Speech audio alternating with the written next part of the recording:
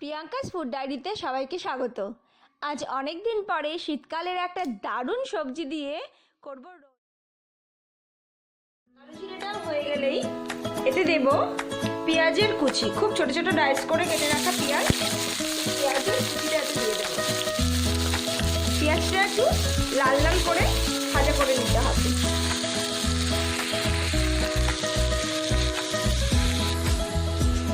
পেঁয়াজটা লাল লাল করে ভাজা হয়ে গেছে। এবার এতে দেব রসুন বাটা, 1.5 চামচ রসুন বাটা এখানে দিলাম, দিয়ে এটা ভালো করে কষিয়ে নেব। রসুনটাও পেঁয়াজের সাথে ভাজা হয়ে গেলে এবার এতে দেব কুচিয়ে রাখা চিংড়ি মাছটাকে নুন হলুদ মাখিয়ে রেখেছি আমি। একটু ছোট ছোট করে পিস করে রেখেছি যাতে একেবারে আস্তও না থাকে, আবার একেবারে মুখে দিলে মিশেও না যায়। সীমার মতন করে এটাকে কেটে নিয়েছি। এবার এটাকে একটু তেলের সাথে ভাজতে হবে। চিংড়ি মাছটা একটু ভাজা হওয়ার পরে এতে দেব হলুদের গুঁড়ো, দেব লঙ্কার গুঁড়ো, লাল লঙ্কার গুঁড়ো,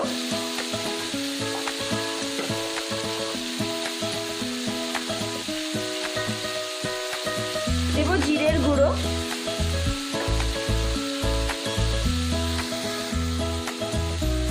দেব গরম মশলার গুঁড়ো, আর দেব পরিমাণ মতো নুন। এবার এই মশলাগুলোকে খুব ভালো করে মিশিয়ে নেব। 1 মিনিট নাড়াচাড়া করার পরে আমি এতে এবার 2 চামচ জল অ্যাড করব যাতে মশলার কাঁচা গন্ধটা না থাকে। জলটা শুকিয়ে গেলেই এবার আমরা এতে অ্যাড করব সিদ্ধ করে পেস্ট করে রাখা আলু সেদ্ধটা। এটাকেও চিংড়ির সাথে খুব ভালো করে মিশিয়ে দিতে হবে।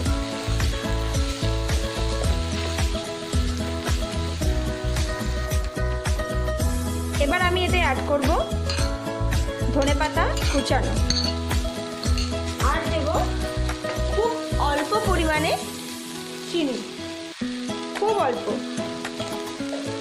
দিয়ে ধনেপাতাটাকে খুব ভালো করে মজতে দিতে হবে আলু চিংড়ির সাথে। চাইলে এখানে 2 মিনিট ঢাকা দিয়েও রাখা যেতে পারে। আমি এটাকে 2 মিনিট ঢাকা দিয়ে রাখছি।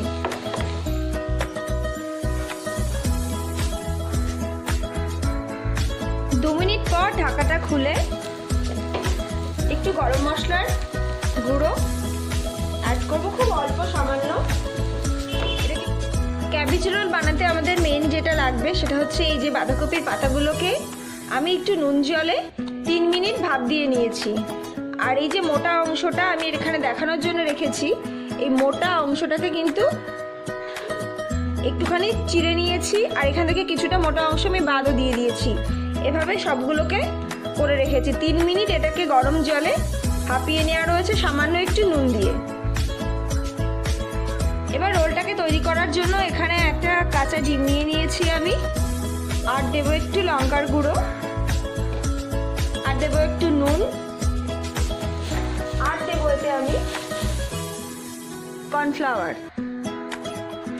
বড় চামচের 1.5 চামচ কর্নফ্লাওয়ার দিলাম এতে, দিয়ে এটাকে খুব ভালো করে মিশিয়ে নেব।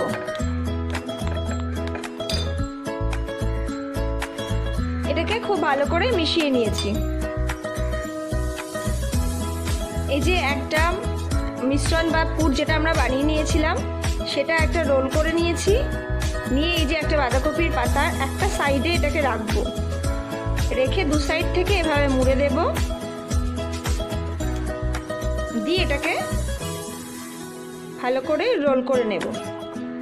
যদি একটু কোথাও পাতা ছিঁড়েও যায় কোনো অসুবিধা নেই, কারণ এটা যেহেতু ডিমের গোলায় কোট হবে। এবার দেখাচ্ছি ডিমের গোলায় কোট করে তারপরে কি করব। এই যে ডিম আর কর্নফ্লাওয়ারের গোলায় এভাবে চুবিয়ে নেব, নিয়ে বিস্কুটের গুঁড়ো মাখিয়ে নেব। চাইলে এটা ডবল কোটও কেউ করতে পারে, কিন্তু আমি এটা সিঙ্গেলই রাখছি। এভাবে বানিয়ে নেব সবগুলোকে।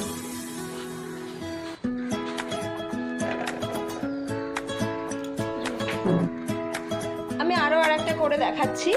এই যে এভাবে মুড়ে নিয়েছি, নিয়ে ডিমের গোলায় এটাকে ভালো করে চবিয়ে নিচ্ছি, নিয়ে আবারও বিস্কুটের গুঁড়ো এটাতে মাখিয়ে নেব। সব বাঁধাকপির রোলগুলোকে এভাবে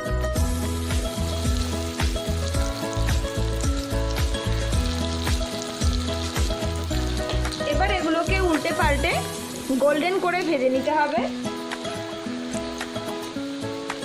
একটু ওয়েট করব, একটা সাইড একটু লাল হলে তারপর আরেকটা সাইড আমরা উল্টে দেব। এটাকে যখন ভাজবো তখন কিন্তু গ্যাসের ফ্লেমটা মিডিয়াম থাকবে, হাইও হবে না, একেবারে লো হবে না। চারিদিকটা লাল লাল করে ভাজা হয়ে গেছে, এবার আমি এগুলোকে তুলে নেব।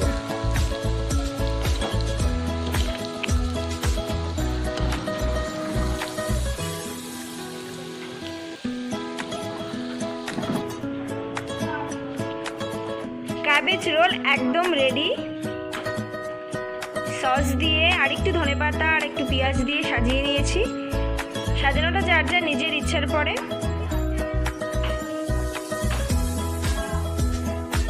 ক্যাবেজ রোল একদম রেডি, এবার শুধু খাওয়ার অপেক্ষা।